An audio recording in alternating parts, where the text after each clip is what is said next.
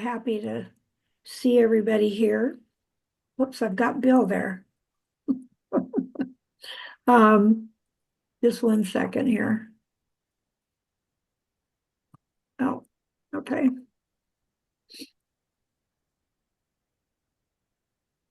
That's really funny. Okay, so I'll just change it to gallery. Gallery will do it for you. Yeah, okay. Everybody. Um, so Circle Within. In December, Tim presented to Mastery Circle about creating a new, deeper circle within Mastery Circle. And he talked about the purpose of that being, his words were healing and evolution of the personal self, community and planet. And the three of us, he then asked Nita and I to kind of step in and be involved in it. And we talked about it and decided that rather than the three of us present, we were plan to do it one Tuesday a month, rather than the three of us present, that all of us have done so much personal work. I know when I listen to people's personal sharing, I'm inspired by what people share, and particularly I thought that was true this morning. So we thought instead we would kind of kick it off. Nita this morning will present a poem that was actually channeled for the Mastery Circle 25 years ago when we only met in person. And I will step in and lead a morning in March.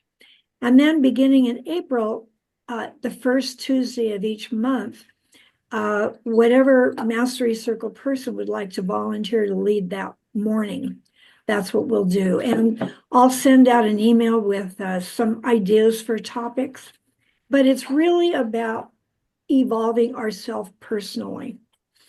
Tim's presentation, of course, was masterful, being Tim, and he talked about healing our personal and collective shadows, following our guidance and intuition, and being the divine beings we are, that we have latent powers within us that we need to kind of peel away the other and allow that to come forth. And that we recognize that by raising the consciousness of ourself, and that's an answer to peace. I was very inspired by his presentation. I think it really mirrored the essence of our purpose statement, particularly purpose statement, deepening of our spiritual connection and higher levels of consciousness, actually living our higher purpose, living our spiritual ideals, and that all of that by sharing our deep inner feelings. And I would add, in a safe environment. Personally, I've learned that there are groups or people that I may not want to share the deepest parts of me. But when there's a safe environment, and my experience is Mastery Circle is that safe environment, that it's an opportunity that I can share deeply and share of myself.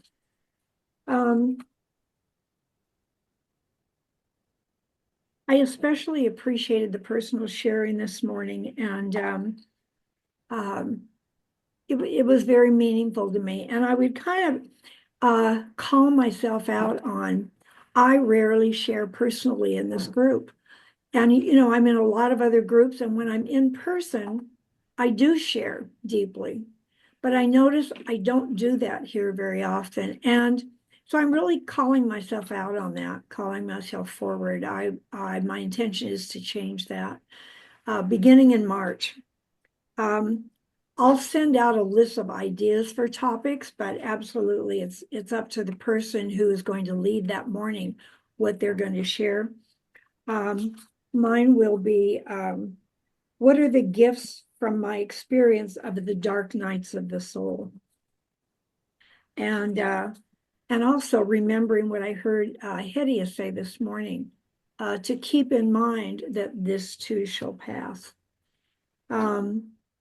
I especially appreciated Diana talking about, a very vulnerable place, personally about herself, and Uh, so I'm just suggesting that we keep in mind that this is not about mastery. We named Mastery Circle as self-mastery, more of inaction in the world.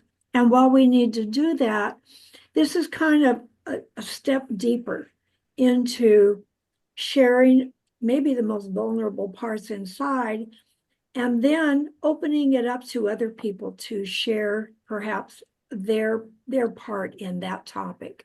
So what we'll do is we'll send out, I always send out the speaker form, but I'll send it out so people know what that topic will be. So maybe you can be kind of thinking that over and considering it. So I just wanted to do kind of that brief introduction and then open it up for Nita, who's going to share the channeled poem for Mastery Circle. Can't believe it's 25 years ago, but it is. So Nita, take it away. Hi.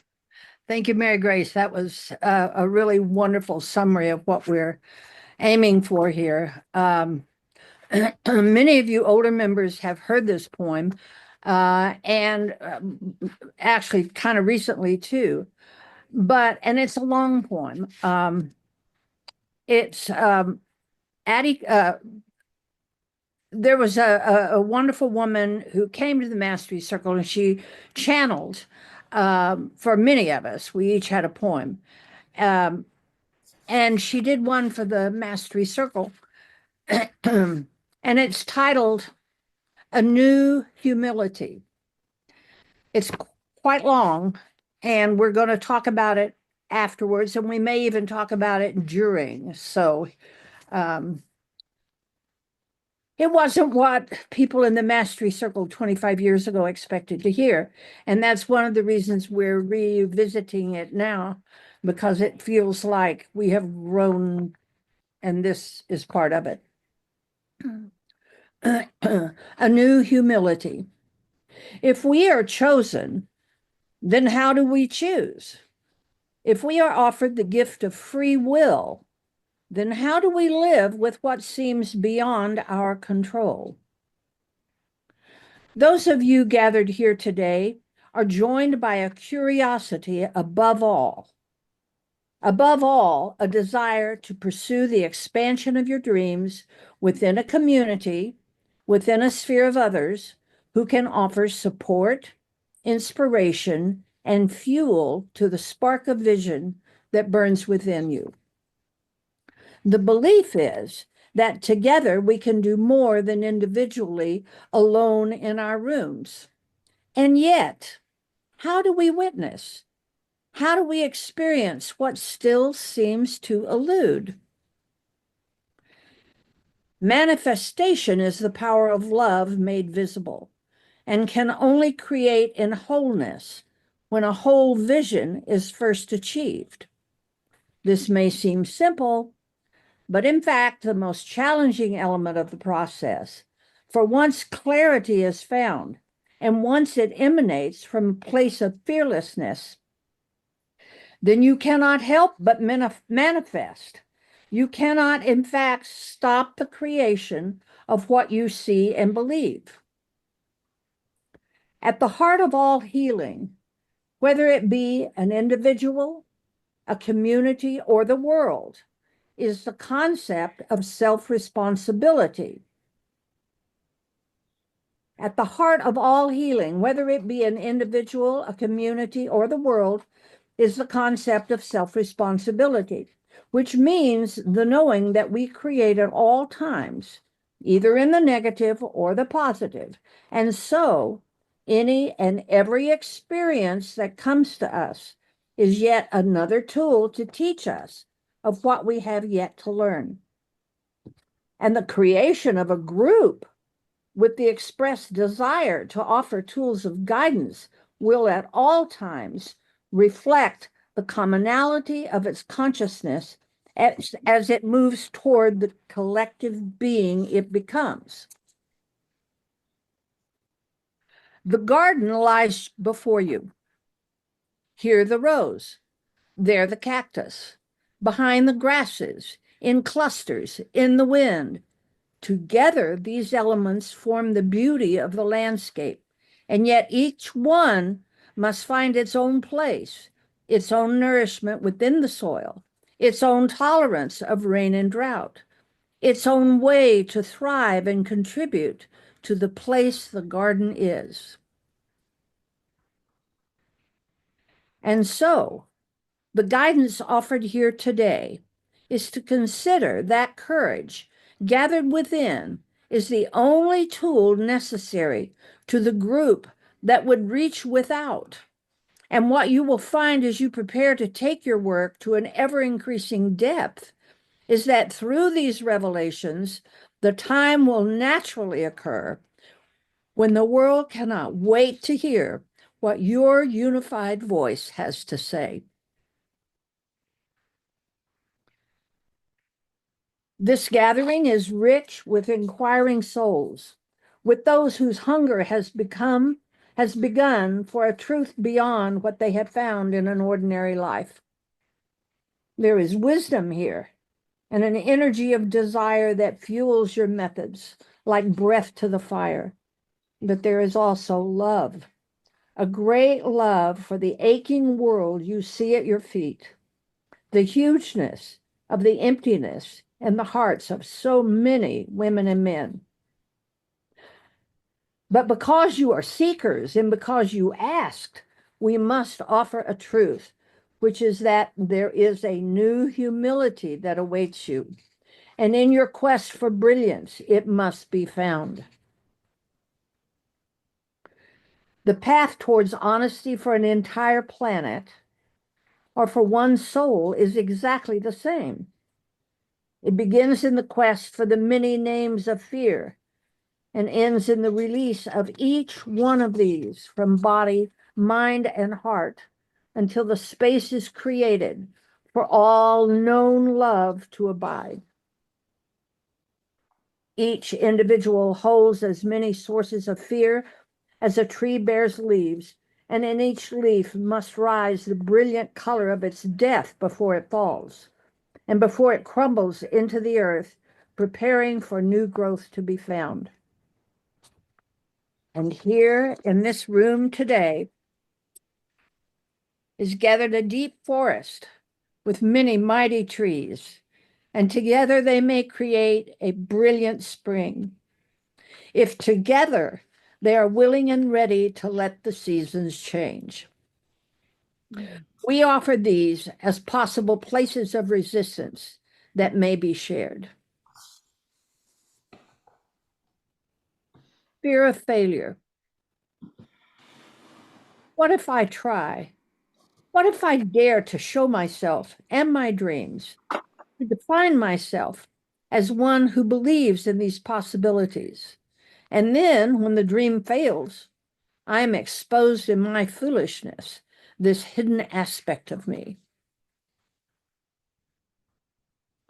I'm going to repeat it. Fear of failure. What if I try? What if I dare to show myself in my dreams, to define myself as one who believes in these possibilities? And then when the dream fails, I am exposed in my foolishness, this hidden aspect of me. Fear of loss of control. What if I become lost in the direction chosen by others, and my voice is no longer heard? And then I am forced to be a part of something that reveals my deeper fear, that I am not safe and that I am not loved at all.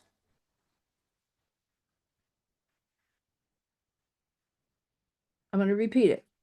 Fear of loss of control. What if I become lost in the direction chosen by others, and my voice is no longer heard, and then I am forced to be part of something that reveals my deeper fear, that I am not safe and that I am not loved at all? Fear of exposure. What if, in my attempt to be honest, I reveal too much?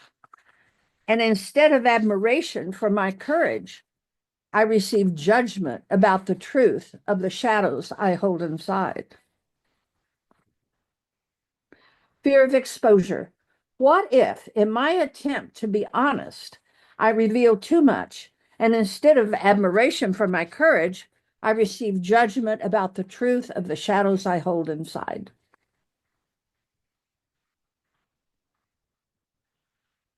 Fear of loss.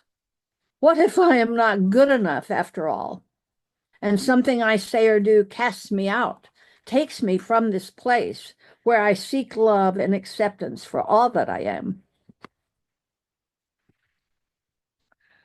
Again, what if I am not good enough after all, and something I say or do casts me out and takes me from this place where I seek love and acceptance for all that I am?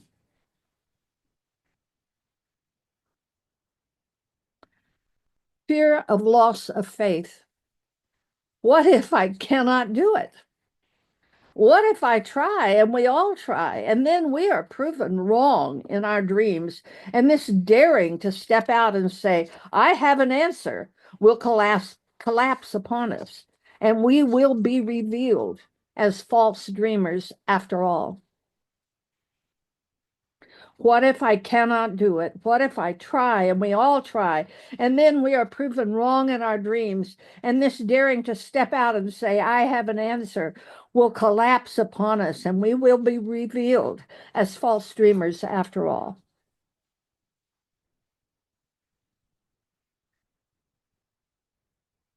Fear of self-blame. What if I am asked to reevaluate my perspective of myself, to see that what I thought was self-love is in fact a bravado that covers up deep fears of inadequacy, so deep that I have not yet named them, not to my friends and not to myself? What if I am asked to reevaluate my perspective of myself, to see what I thought was self-love is in fact a bravado that covers up deep fears of inadequacy, so deep that I have not yet named them, not to my friends and not to myself?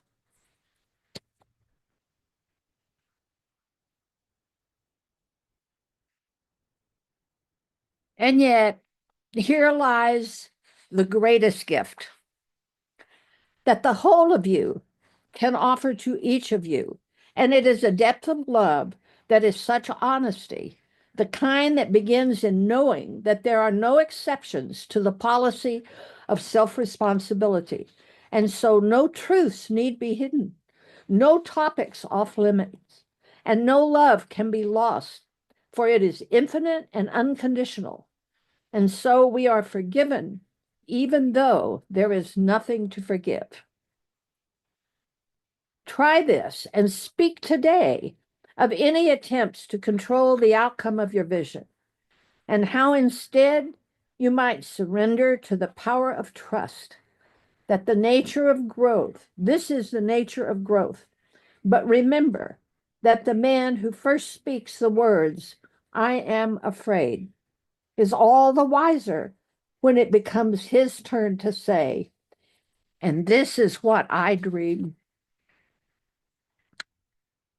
You are indeed among the chosen, but it is when you become even more aware of the vast power of your inner choices that you will set all victims free. The only thing that ever stands in your way is your own fear. For are you not the love of which you dream? Be brave, and braver still, for your hearts will travel to the ends of the earth with every inward truth they dare at last to see.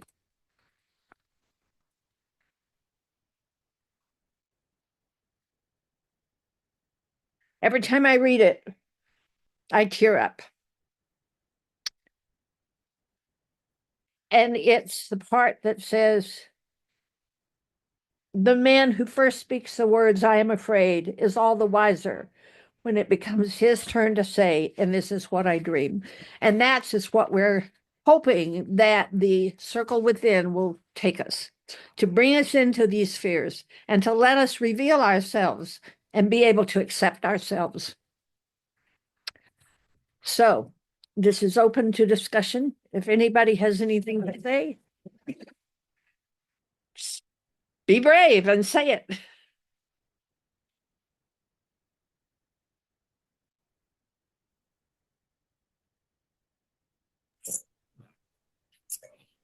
I would, That was yes, beautiful, Nita.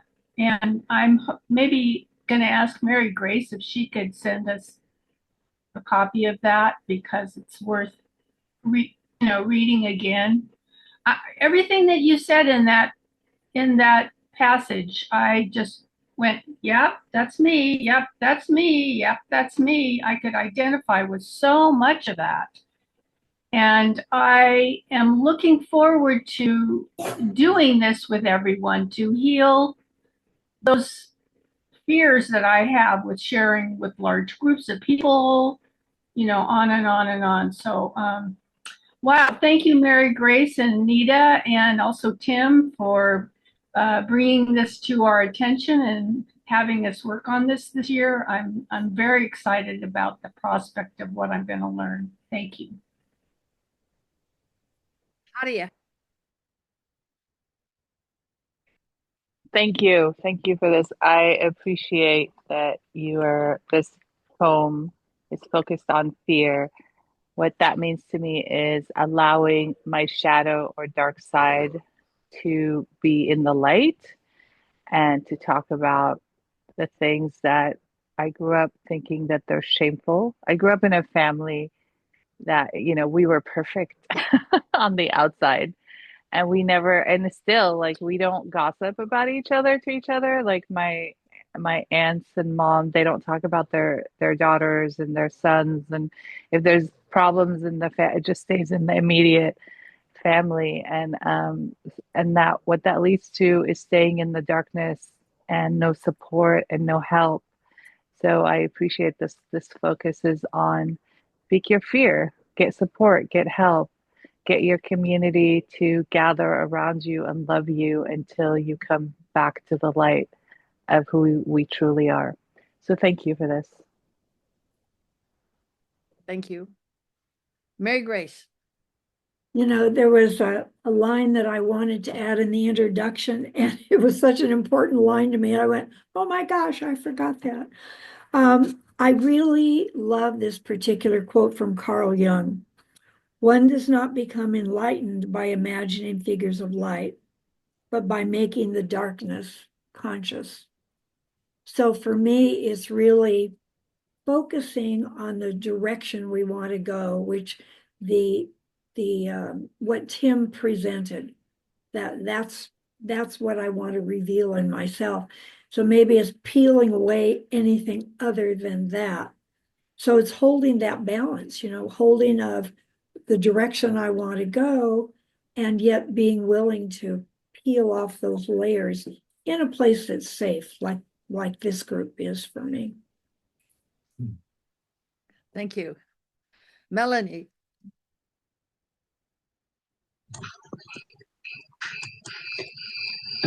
Ditto, Mary Grace. It's when you started, I don't even remember what part of the poem. I've heard it before. I know we've read it before, maybe at the hotel when we met in person. And it just hit me like a ton of bricks when we started talking about, when you got to the part about the shadow within and yourself and finding out, the discovery that you might be less than, or all of the things of the self-discovery. And I just was catapulted back to my 16, 17, 18-year-old self, looking for somebody to talk to about this, looking for a group, looking for community. I was in Des Moines, Iowa, planning a strategy to travel the world till I found you guys. And I feel like, wow, I arrived, I'm here. I'm so grateful. And I am all of those things that she channeled long before I got here. So thank you for sharing that. Bill.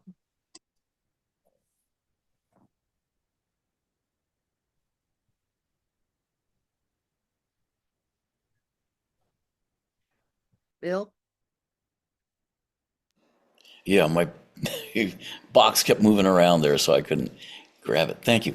Um, yeah, there's a lot. There's so much in that poem, and I guess I want to say I get inspired every time somebody really goes deep, like Diana, Rena, people who share the non-ordinary and the deep, because that's so unusual, so unusual. I'm happy to share just chit chat and you know, here's what I did, here's what I went with people I don't trust.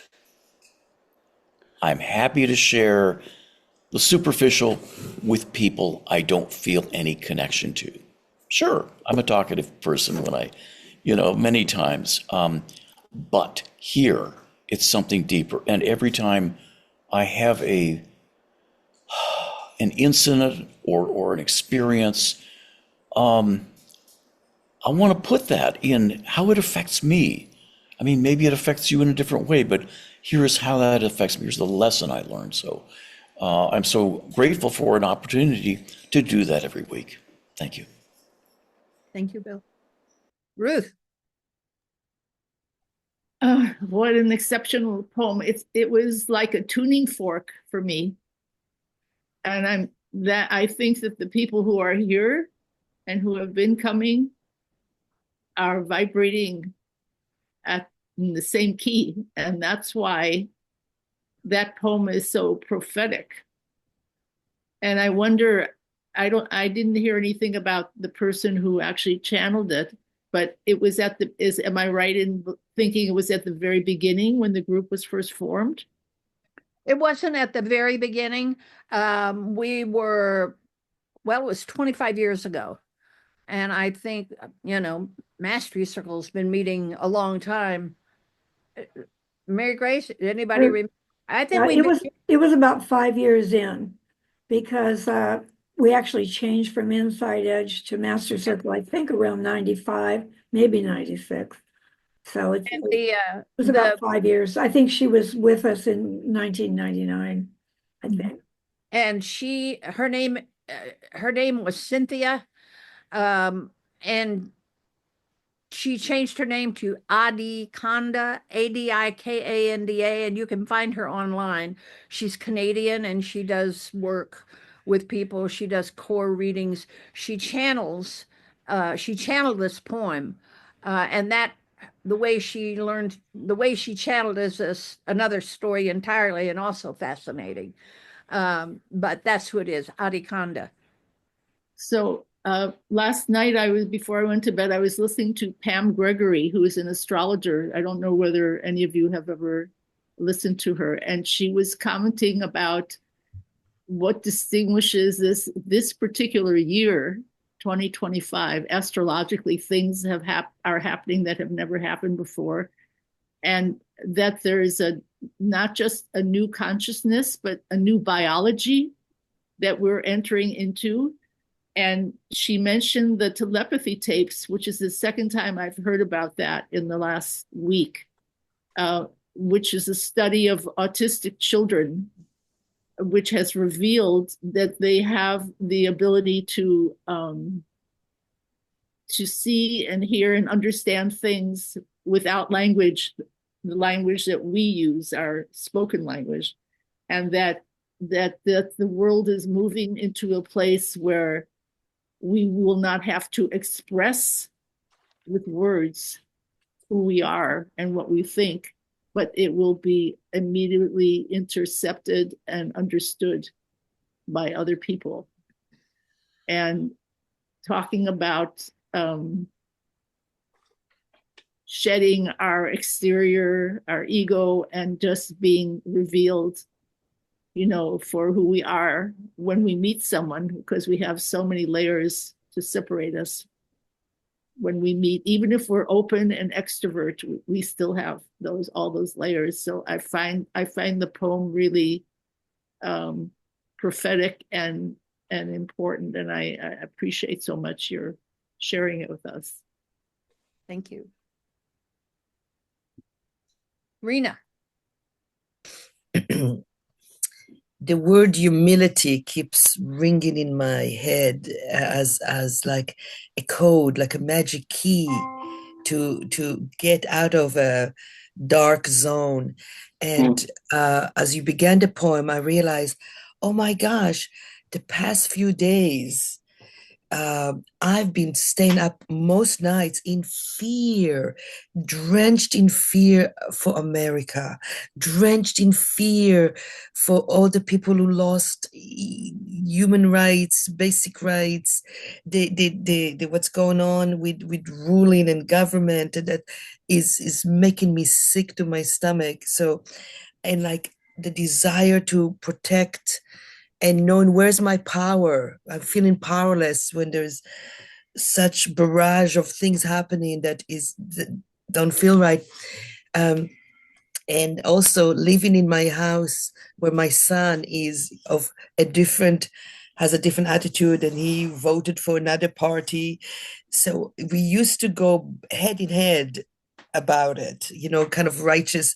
And part of my being staying up for nights, um, I it's almost like having to face the darkness, having to really go through the core of the discomfort. And in the other side of it was humility.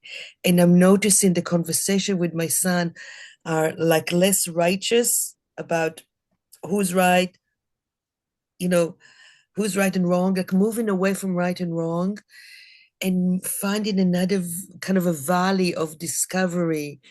And I'm reflecting how this week all the Jews around the world read a particular set of chapters from the Torah and discuss it. And this week, the Torah section is called Bo, which means come closer. And the idea is for Moses to come closer to the person that he fears, like which is represents as Pharaoh. And the idea is come closer to what you fear, come closer to the darkness, see through it. So all of this came up for me. That the idea of when the fear is big and huge and feels like a wall. That humility is this tiny little key that can open a gate. And this poem stirred up a lot of wonderful things. There were different sentences I wanted to grab and write in a banner and point out.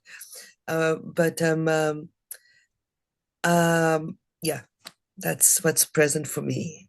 I'll send out the poem to everybody. All right. So Mim. Good morning, everybody. Nita, thank you so much for reading that. I especially appreciated when you repeated certain stanzas so that we could really hear it the second time. And it touches a place in me where fears that have overwhelmed me to the point where I don't really want to talk about them. But this encourages all of us, me especially, of course, to take that risk and to follow Diana's wonderful lead this morning in just being there. So thank you for that. Thank you, Mim. Diana. Well, this was fascinating. I have heard the poem before, but for some reason, I really heard for the first time her reference to a garden. And what we're doing here, how this has been described this morning, is really about the origin of the inside edge and the purpose of the inside edge. And Paul's and my intention, because the whole concept was revealed to us in a way that it didn't come from us. It came from the divine. We had said, how can we use our skills to bring something forth that the world needs? And I remember that in those days, it was the very beginning of networking and power breakfasts and things like that. And most people would think of that opportunity as a place to go promote your business or get some leads or do something, um, that would make you more successful.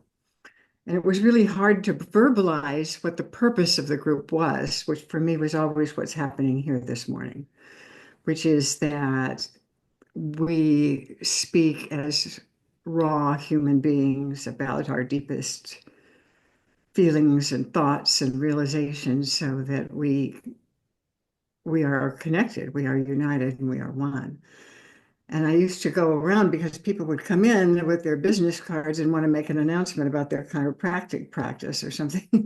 It was really hard. It was like herding cats in a way. And I would just go take away their cards. And I say, that's not what we're doing here. It was really hard to explain. But what I loved about this morning is that the purpose, as Marigrace described it this morning, and as Nita described it, and the poem described it, is exactly what we're doing. And that makes me so happy. My heart is just full of